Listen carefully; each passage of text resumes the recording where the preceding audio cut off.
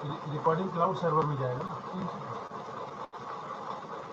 दोस्तों नमस्कार, मेरा नाम श्याम अरोड़ा है। बाय प्रोफेशन मैं रेस्टोरेंट ओनर हूं।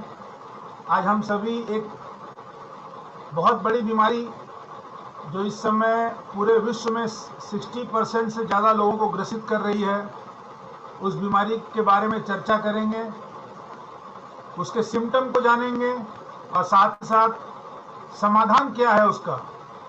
तो उस डिजीज़ का नाम है डायबिटीज़। तो डायबिटीज़ की चर्चा करने के लिए हमारे साथ हमारे बहुत ही खास मित्र हैं जो कि सर्टिफाइड न्यूट्रिनिस्ट हैं। उन्होंने न्यूट्रिशन का कोर्स किया हुआ है और बहुत सारे लोगों को स्वस्थ बना रहे हैं वो। तो बिना विलंब किए हुए मैं आप सभी की रजामंदगी और सहमति से मैं उन्हें स्टेज पे कॉल करना चाहूँगा on virtual stage. So help me welcome on the virtual stage mister Prakash Kumar Singh from Sasaram, Bihar. Thank you sir, सभी को नमस्कार। सर इसको बोलेंगे कि कहीं से एक नॉइज पीछे से आ रही है, पीछे से एक आवाज़ आ रही है, ये साउंड डिस्टर्ब हो रहा है। Yes sir. ये संजय जी कुछ कहना चाहते हैं क्या? ओके, तो सबको फिर से नमस्कार। और मैं सेल्फ प्रकाश कुमार और मैं सर्टिफाइड न्यूट्रिनिस्ट हूँ by Nutriate Health Institute California through Nutriate Health Institute. और आज का सेशन है ये डायबिटीज के ऊपर में। तो सेशन शुरू करें इससे पहले हम अपने मेंटर से श्याम जी और नीतू जी का बहुत आभारी हैं जिन्होंने मुझे इस लायक समझा कि सेशन में मैं कंडक्ट करूं। और इसके बाद में परमपिता परमेश्वर का बहुत ही आभारी हूं कि आज उनके आशीर्वाद और उनकी इच्छा से मैं कुछ ऐसा बताने जा रहा हूं जिसे सुन के हम अपने आस-पास लोगों को कुछ हेल्थ लाभ दिला सकें। अगर मेरी बताई गई बातों से किसी अगर एक आदमी को भी इसका लाभ मिलता है तो मैं अपने आप को धन्य समझूंगा और ये मेरा बताया हुआ सफल होगा। तो इन चीज़ों को सब खुद तक ना रखें और आगे भी इसको फैलाएं। तो हम सेशन शुरू करते हैं। आज का सेशन जैसा कि जानते हैं हम हैं आज डिजीज मैनेजमेंट, जिसमें आज हेल्थ की बातें करेंगे हम लोग डायबिटीज के ऊपर। तो शुरू करते हैं। डायबिटीज जिसे मधुमेह भी लोग कहते हैं, वास्तव में चयापचय यानी मेटाबॉलिज्म संबंधी बीमारियों का एक समूह है जिसमें लंबे समय तक ब्लड शुगर का लेवल हाई बना रहता है। आजकल के इस भाग दौड़ के युग में अनियमित जीवन शैली के चलते जो बीमारी सबसे अधिक अपने गिरफ्त में हमें ले रही है वह है डायबिटीज। डायबिटीज को धीमी मौत भी कहा जाता है। यह एक ऐसी बीमारी है जो किसी के शरीर को अगर पकड़ ले तो फिर जीवन भर का साथ हो जाता है। इस बीमारी की सबसे खराब बात यह है कि जैसे ही डायबिटीज किसी के शरीर में आता है अपने साथ कई अन्य बीमारियों को भी निमंत्रण दे देता है, यानी उन्हें बुला लेता है। कहते हैं डायबिटीज को बीमारियों की राजधानी कहते हैं। जब शरीर में पेनक्रियाज नामक ग्रंथि इंसुलिन बनाना बंद कर देती है तो डायबिटीज हो जाता है। तो डायबिटीज का ये कारण है ये। अब इंसुलिन क्या है जानेंगे हम लोग। इंसुलिन पेनक्रियाज के अंतःस्रावी भाग की बीटा सेल से निकलने वाला एक हार्मोन है जो कि एमिनो एसिड यानी प्रोटीन से बनता है। जब हम खाना खाते हैं तो हमारे खाने से सबसे पहले ग्लूकोज रिलीज होता है और ब्लड में मिल जाता है, जिससे हमारे ब्लड में ग्लूकोज लेवल बढ़ जाता है। तो यही वो इंसुलिन है जो हमारे ग्लूकोज लेवल को मेंटेन करता है और बॉडी को प्रॉपर एनर्जी देता है। लेकिन चूंकि यहाँ इंसुलिन बनता ही नहीं है इसलिए डायबिटीज होता है, हमें दिक्कतें होती हैं। तो ये था डायबिटीज। अब हम जानेंगे कि डायबिटीज कौन कौन से हैं और कितने प्रकार के होते हैं। तो मुख्यतः डायबिटीज दो प्रकार के होते हैं, टाइप 1 और टाइप 2।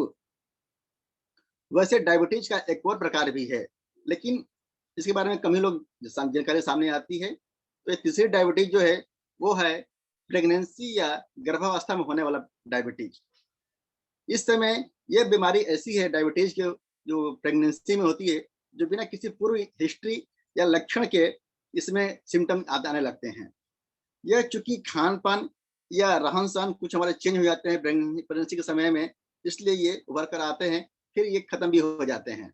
लेकिन ऐसा बहुत कम देखने को मिलता है। तो मेनली बात करेंगे हम टाइप 1 और टाइप 2 के बारे में। अब जानते हैं टाइप 1 क्या है। टाइप 1 डायबिटीज बहुत ही कम उम्र में या जन्म से भी देखने को मिलता है। इसका मुख्य कारण है आनुवंशिकी या वंशागत, यानी किसी परिवार में अगर माता पिता या दादा दादी पूर्व में डायबिटीज से पीड़ित थे तो ज्यादा संभावना है कि बच्चों में डायबिटीज हो सकता है। टाइप 1 डायबिटीज में इंसुलिन का बनना बंद हो जाता है, अतः इंसुलिन बाहर से लेना पड़ता है। यह एक ऑटो इम्यून डिसऑर्डर है, यानी इसमें अपने ही शरीर की कुछ कोशिकाएं दूसरी कोशिकाओं को दूसरी की तरह रिएक्ट करती हैं और उन पर हमला करके उन्हें नष्ट कर देती हैं। तो ये हमारा सेल्स काम करना बंद कर देते हैं। टाइप 1 डायबिटीज बहुत कम लोगों में देखने को मिलता है, यानी इसकी संख्या बात करें अगर तो लगभग 10% होती है। अब बात करेंगे हम लोग टाइप 2 डायबिटीज की। टाइप 2 डायबिटीज क्यों होता है? इसके मुख्य कारण है मोटापा, हाई ब्लड प्रेशर, देर रात से सोना और सुबह लेट से जगना, फिजिकल एक्टिविटी में कमी होना, बैलेंस डाइट का नहीं लेना या अत्यधिक नशा करना। ये कुछ मुख्य कारण है टाइप 2 डायबिटीज होने के। टाइप 2 डायबिटीज के लक्षण धीरे धीरे सामने आते हैं, जल्दी पता नहीं चलता है ये, तो धीरे धीरे सिम्टम इसके आते हैं और काफी लेट से पता चलता है ये। टाइप 2 डायबिटीज में या तो इंसुलिन बनता नहीं है या बनता है तो हमारे बॉडी इसका प्रॉपर यूज नहीं कर पाती है, जिससे ग्लूकोज सेल्स में स्टोर ना होकर ब्लड में घूमता रहता है, जिसके कारण ब्लड में ग्लूकोज की मात्रा बढ़ जाती है और ब्लड में उपस्थित आरबीसी और डब्ल्यूबीसी अपना काम प्रॉपर ढंग से नहीं कर पाते हैं, जिससे इंसान जल्दी जल्दी बीमार होने लगता है या फिर छोटी मोटी बीमारियों से भी उसको ठीक होने में काफी लंबा समय लग जाता है।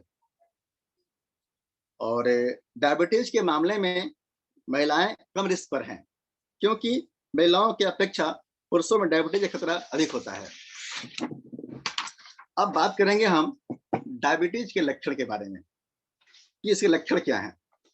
तो सबसे पहले हम बात करेंगे, अगर हम ध्यान दें 4T, टी मीन्स की अल्फाबेट का वर्ड जो टी होता है, 4T यानी कि 4 तरह का टी पर ध्यान देकर हम तो पता चलेगा कि डायबिटीज के लक्षण क्या है। इसमें पहला टी क्या है? टायर्डनेस, यानी डायबिटीज के पेशेंट जो हैं वो थकान महसूस करते हैं, थका थका लगता है, बॉडी में एनर्जी लगती है, तो शरीर में तेजी नहीं है, ओज नहीं है। तो फर्स्ट टी ये है जो है टायर्डनेस फील करते हैं। सेकेंड टी थ्रस्ट, यानी इन्हें प्यास ज्यादा लगती है, गला सूखता इनका है और अत्यधिक प्यास लगती है। तीसरा टी है टॉयलेट, जाहिर सी बात है कि पानी ज्यादा पिएंगे तो यूरिन भी इनको बार बार जाना पड़ेगा, तो बार बार इन्हें यूरिन जाना पड़ता है या इन्हें यूरिन की इच्छा होती है।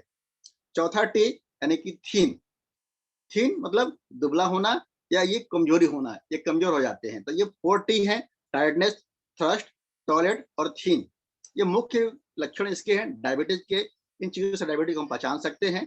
इसके अलावा कुछ और भी लक्षण हैं जिससे हम डायबिटीज को पहचान सकते हैं। तो वो क्या है? जैसे आंखों की रोशनी का कम होना, सिर दर्द होना, जख्म देर से भरना, चक्कर आना, त्वचा पर खुजली होना या चिड़चिड़ा स्वभाव हो जाना। अगर ये सिम्टम भी आते हैं तो हम डायबिटीज की तरफ इंगित करता है और हमको इसकी जांच करानी चाहिए। तो हमने जाना कि लक्षण क्या है, अब जानेंगे कि डायबिटीज अगर बॉडी में है तो उससे खतरा क्या है। तो डायबिटीज होने के बाद में सामान्य इंसान से डायबिटिक पेशेंट को हार्ट अटैक का खतरा 50 गुना तक बढ़ जाता है, इतने रिस्क पे होते हैं। और कहते हैं कि डायबिटीज जो है वो साइलेंट किलर होता है। स्वस्थ इंसान में हार्ट अटैक से पहले कुछ सिम्टम भी आते हैं, लेकिन डायबिटिक पेशेंट को ये हार्ट अटैक के सिम्टम भी नहीं आते हैं, इसीलिए इसे साइलेंट किलर कहते हैं। तो हार्ट अटैक खतरा बढ़ जाता है, इन्हें स्ट्रोक की प्रॉब्लम हो सकती है, शरीर में हार्मोनल चेंजेस होते हैं तथा सेल डैमेज होने लगता है, जिससे खून की नलियां तथा नसें दोनों प्रभावित होती हैं। इनमें स्ट्रोक का खतरा बढ़ जाता है। लंबे समय तक डायबिटीज का इलाज नहीं होने पर ग्लूकोमा अटैक हो सकता है, जिससे इंसान हमेशा के लिए अंधा हो सकता है। जब ब्लड में ग्लूकोज की मात्रा अत्यधिक बढ़ जाती है तो हाइपरग्लाइसेमिया के लक्षण दिखते हैं। इसमें क्या होता है? इसमें होता है कि इंसान शून्य या अचेत हो जाता है, अचेतन हो जाता है, बॉडी में डिहाइड्रेशन हो जाता है और ऐसे स्थिति में इंसान कोमा में जा सकता है या उसकी मृत्यु भी हो सकती है। तो ये है डायबिटीज कुछ खतरा था, इतने रिस्क पर हैं डायबिटीज के पेशेंट लोग। अब हम जानेंगे कि इससे हम बचे कैसे, क्या सावधानियों को अपनाएं, क्या सावधानियां हम बरतें कि डायबिटीज से हम बच सकें। तो सावधानियों में है सबसे पहले कि हमें नियमित व्यायाम करना चाहिए, योगा करना चाहिए, रेगुलर बेसिस पे मॉर्निंग वॉक करना चाहिए। और क्या है, शरीर को बहुत देर तक इनएक्टिव मोड में नहीं रखना है। अभी ऐसा हमारा वर्क हो गया है कि हम लोग लंबे समय तक एक टेबल बैठे काम करते हैं, जो कि एक बहुत बड़ा रिस्क फैक्टर है डायबिटीज के लिए। तो हर 1 घंटे पर थोड़ा सा टहल लें 5 मिनट के लिए भी अगर हम, तो डायबिटीज के रिस्क को हम कम कर सकते हैं। और क्या कर सकते हैं, सोने और जगने का सही समय निर्धारित करना चाहिए हमें, और पर्याप्त और भरपूर नींद लेना चाहिए। और क्या है, आज ऑफिस में इतने सारे टेंशन है, बहुत सारे टेंशन ऑफिस में है, हम उसको घर में लेके आ जाते हैं। तो डायबिटीज से बचना है तो ऑफिस के टेंशन को ऑफिस के ड्रॉअर में बंद करके आइए, तो काफी हद तक हम डायबिटीज से बच सकते हैं। और अगर टेंशन होता भी अगर है तो तनाव कम करने के लिए संगीत सुने या मेडिटेशन करें। इसके बाद जिनके परिवार में माता पिता या दादा दादी को पहले से डायबिटीज है या था, वो रिस्क पर हैं, उन्हें जरूर जांच करवाना चाहिए कि उन्हें भी डायबिटिक तो नहीं है। और क्या है, 30 साल की उम्र के बाद हर 3 से 6 महीने पर HbA1c का जांच कराना चाहिए। और ग्लूकोज लेवल खाने से पहले 100 तथा खाने के बाद 130 आने पर सचेत होना जाना चाहिए, और इसके लिए ध्यान देना चाहिए कि हाँ, हम डायबिटीज की तरफ बढ़ रहे हैं। तो कुछ ये सावधानियां और बचाव थे। अब हम जानेंगे कि हमारा खान पान कैसा होना चाहिए, क्योंकि तो खान पान भी बहुत प्रभावित करता है डायबिटीज के केस में। तो खान पान में डायबिटीज होने पर डायबिटिक पेशेंट को कम कैलोरी वाला खाना खाना चाहिए, ज्यादा कैलोरी इन्हें, ज्यादा कार्बोहाइड्रेट नहीं लेना चाहिए। और क्या करना चाहिए, इन्हें ताजे फल खाने चाहिए, ताजी सब्जियां, साबुत अनाज, डेयरी उत्पाद, ओमेगा 3 फैटी एसिड तथा रेशेदार यानी कि फाइबर से भरपूर साग और सब्जियां खानी चाहिए। ज्यादा देर तक इन्हें खाली पेट नहीं रहना चाहिए, हर 2 घंटे पर कुछ न कुछ खाना चाहिए। यानी कि 3 बार अगर खाना खाते हैं तो उसी खाने को 6 से 7 बार खाने की हैबिट डालिए और कुछ कुछ खाते रहिए, खाली पेट नहीं रहिए। और फल में जामुन, नींबू, आंवला, टमाटर, पपीता, अमरूद का सेवन भरपूर करना चाहिए तथा आम, केला, खजूर, अंगूर का प्रयोग जितना संभव हो कम से कम करना चाहिए। और क्या करना चाहिए हमें, तो अभी क्या है कि हर लोग फास्ट फूड की तरफ बढ़ रहा है, क्योंकि हमारी लाइफ स्टाइल ऐसी हो गई है कि भागम भाग सासाराम में थोड़ा कम है, कि थोड़ा बाहर जाते अगर हैं, पटना, दिल्ली, बनारस जाते अगर हैं, तो वहाँ तो सुबह जगते के साथ ड्यूटी का टाइम आ जाता है, भागते भागते लंच करते हैं या बाहर जाकर लंच करते हैं। तो तला भुना कम खाना है, मैदे से बना चीज को कम लेना है, फास्ट फूड, जंक फूड, सफेद ब्रेड या चीनी का जितना संभव हो इसे बचें या कम से कम इसे प्रयोग करें। हम सुबह खाली पेट भिगा हुआ मेथी दाना का प्रयोग कर सकते हैं, तो हमको डायबिटीज में से लाभ मिलता है। जो भी दवाएं अगर डायबिटीज हो गया है, जो भी दवाएं रेकमेंड की गई हैं, उनको प्रॉपर बिना गैप का इसको इलाज करें। क्योंकि किसी ने कहा था कि जो एक कोबरा सांप होता है, तो डायबिटीज या बीपी दोनों केस में ऐसा है कि हम ऐसे समझें कि कोबरा सांप है, और इन दवाओं के माध्यम से हम कोबरा सांप के फन को पकड़े हुए हैं। अगर हम दवाओं का गैप करते हैं, समझिए कि उतने समय के लिए कोबरा का हमने फन को छोड़ दिया है। अब कोबरा जो अपन खुला हो जाएगा, ना कुछ तो हानि पहुंचाएगा, कुछ डैमेज जरूर करेगा। तो वैसे समझ कि जब भी आप डायबिटीज या बीपी के केस में अगर हैं, तो समझिए कि जो हम दवाओं से कोबरा सांप को कंट्रोल किए हुए हैं, छूटता अगर है तो कोबरा फ्री हो जाएगा वो दवाओं का। इसलिए हमको नियमित प्रयोग करना चाहिए। अगर कोरोना काल की बात करें तो इस समय डायबिटीज रोगियों को बहुत ही सावधान रहने की जरूरत है, ताकि डायबिटीज हमारा कंट्रोल रहे। कि डायबिटीज रोगियों को कोरोना का ज्यादा खतरा है, किसी भी करके अपने डायबिटीज को कंट्रोल करके मेंटेन करके रखें। तो ये तो हो गए कुछ हमारे खान पान लक्षण बचाव। अब हम जैसा कि पूर्व में भी जानते हैं कि दवाओं के माध्यम से हम डायबिटीज को कंट्रोल तो कर सकते हैं, लेकिन इसे पूरी तरह से ठीक नहीं कर सकते हैं, क्योंकि दवाओं की कुछ लिमिटेशन होती है। साथ ही एलोपैथी दवाओं का बहुत ही ज्यादा साइड इफेक्ट होता है, जिनका लॉन्ग टर्म में ऑर्गन पर काफी दुष्प्रभाव देखने को मिलता है। जैसे एक उदाहरण ले सकते हैं, किडनी फेलियर होना। डायबिटीज किसी का अगर हो जाता है तो डायबिटीज के पेशेंट जो है वो डायबिटीज से नहीं मरते हैं और किडनी फेलियर से मरते हैं। क्यों? कि जो भी हम खाते पीते हैं, मेडिसिन दवाएं लेते हैं, सबका इफेक्ट किडनी पर, किडनी उसको बॉडी से फिल्टर करके बाहर निकालती है और किडनी में इसका इम्पैक्ट आता है और किडनी फेल काम करना बंद हो जाता है, तो हम डायलिसिस में चले जाते हैं। पहले 6 महीने पे एक बार होता है, फिर 2 महीने पे एक बार होता है, फिर महीने में आ जाता है, करते करते ये 15 दिन पर, अब सप्ताह। अगर किसी का 15 दिन और सप्ताह में डायलिसिस अगर आ गए तो सोचिए कि बहुत कम दिनों के मेहमान हैं वो। तो ये कुछ दवाओं का दुष्प्रभाव है जो कि ऐसा देखने को मिलता है। तो हम डायबिटीज को फूड सप्लीमेंट के सहारे भी कंट्रोल कर सकते हैं और इसको खत्म भी कर सकते हैं। तो हम बात कर रहे हैं world number 1 leading brand Nutrilite की, जो कि ऑर्गेनिक फॉर्म में फार्मिंग करते हुए, बिना केमिकल, बिना पेस्टिसाइड्स के प्लांटिंग करते हुए पिछले 87 सालों से दुनिया में नंबर 1 के मुकाम पर है और अपना परचम को लहराए हुए है। तो ये न्यूट्रीलाइट जो है, जो वर्ल्ड की लीडिंग ब्रांड है, इसके कुछ सप्लीमेंट्स आते हैं, फूड सप्लीमेंट्स आते हैं जो कि ऑर्गेनिक फार्मिंग की जाती है। अगर उनका हम प्रयोग करें तो डायबिटीज को हम काफी हद तक कंट्रोल कर सकते हैं और खत्म भी कर सकते हैं। लेकिन हाँ, एक बात ध्यान रखेंगे कि ये डायबिटीज के जो सप्लीमेंट शुरू करेंगे तो इस समय जो मेडिसिन पहले से ले रहे हैं उसको एक बार भी में उसको बंद नहीं करना है, उसको धीरे धीरे उसके पावर को कम करते हुए, डॉक्टर को चेक कराते हुए उसको बंद करना है। तो सप्लीमेंट को हम यूज कर सकते हैं। अब बात करते हैं कि न्यूट्रीलाइट कैसे, कौन से सप्लीमेंट जो हैं जो डायबिटीज में हमारे लाभदायक होते हैं, तो क्या काम करते हैं, क्या उनका रोल हमारे डायबिटीज में होता है। तो सबसे पहले हम बात करेंगे, हमारा जो हर्बल है, हर प्रोडक्ट है, मधुनाशनी, सुंती और त्वक। जैसा कि नाम से पता चल रहा है कि 3 हर्ब्स का कॉम्बिनेशन है। मधुनाशनी जो कि एक जड़ी है जिसका प्राचीन नाम गुड़मार भी है, सुंती मतलब सौंठ होता है यानी कि अदरक, और त्वक मतलब दालचीनी होता है। तो तीनों का हमारे बॉडी पर डायबिटीज में रोल होता है। अगर हम मधुनाशनी या गुड़मार की बात करें तो एक कहानी याद आती मुझे है कि हमारे एक भगवान है, लॉर्ड हैं, जो डायबिटीज के पेशेंट थे। आप गेस कर सकते हैं, मैं लॉर्ड गणेशा की बात कर रहा हूँ। वो बहुत ज्यादा मोदक खाते थे, इसलिए उनको डायबिटीज प्रॉब्लम हो गई थी। तो उनके पिताजी यानी कि भगवान शंकर ने उनके आदत से परेशान होकर, क्योंकि वो मानते नहीं थे, तो उनको डायबिटीज कंट्रोल करने के लिए एक जड़ी की खोज की और उस जड़ी का नाम था गुड़मार। वही गुड़मार आज मधुनाशनी में डाला गया है। और ये गुड़मार ऐसी जड़ी है कि अगर जुबान पर रख लें इसको तो चीनी का असर ही बॉडी पर नहीं होता है। तो इस डायबिटीज पेशेंट को हम सबसे पहले देंगे मधुनाशनी, शुंठी और त्वक, सुबह शाम का गोली देंगे खाना खाने से आधे घंटे पहले। दूसरा बात करते हैं, डायबिटिक पेशेंट को बहुत वीकनेस फील होती है, इन्हें विटामिन मिनरल्स की कमी भी हो जाती है। तो इसको फिट करने के लिए हमारे पास है न्यूट्रीलाइट का multivitamin Nutrilite daily.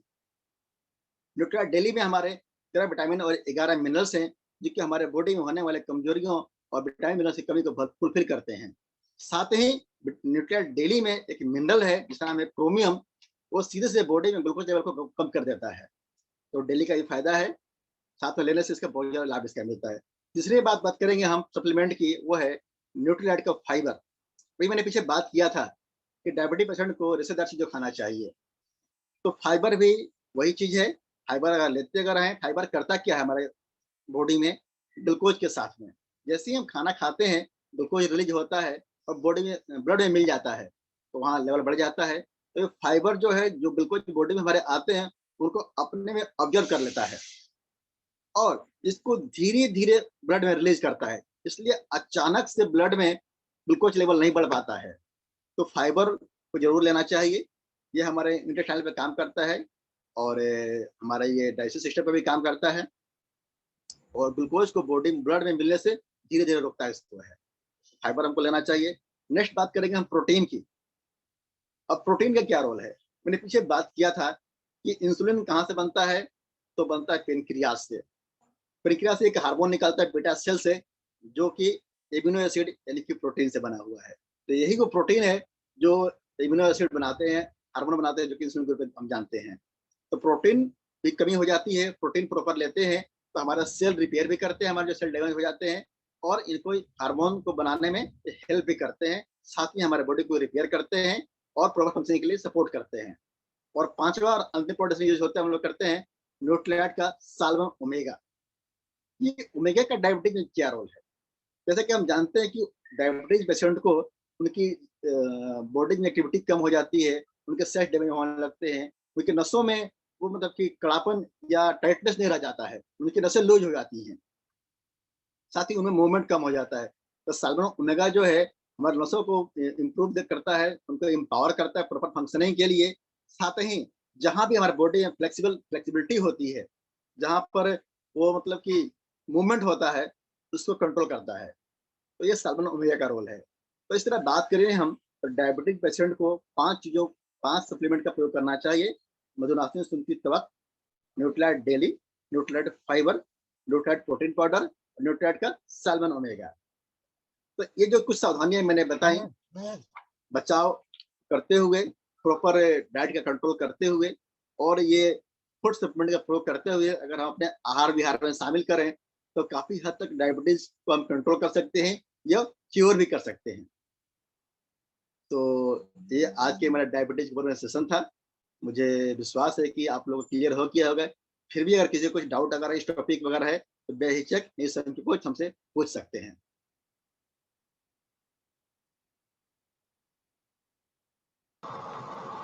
Prakash ji, बहुत बहुत धन्यवाद। बहुत अच्छे शब्दों में आपने डायबिटीज क्या है, डायबिटीज क्यों होती है, डायबिटीज के सिम्टम क्या हैं, डायबिटीज के नुकसान क्या हैं और साथ ही साथ इसका सॉल्यूशन क्या है, जो फूड सप्लीमेंट के थ्रू आपने हमें बताया, हमें बहुत अच्छा लगा। हम चाहेंगे कि इसका लाभ टीम के लोग ज़्यादा से ज़्यादा लें और जितने भी लोग इस जानकारी को अभी कलेक्ट कर रहे हैं वो ज़रूर इस सप्लीमेंट को यूज़ करें, इससे बहुत बढ़िया रिजल्ट मिल रहा है।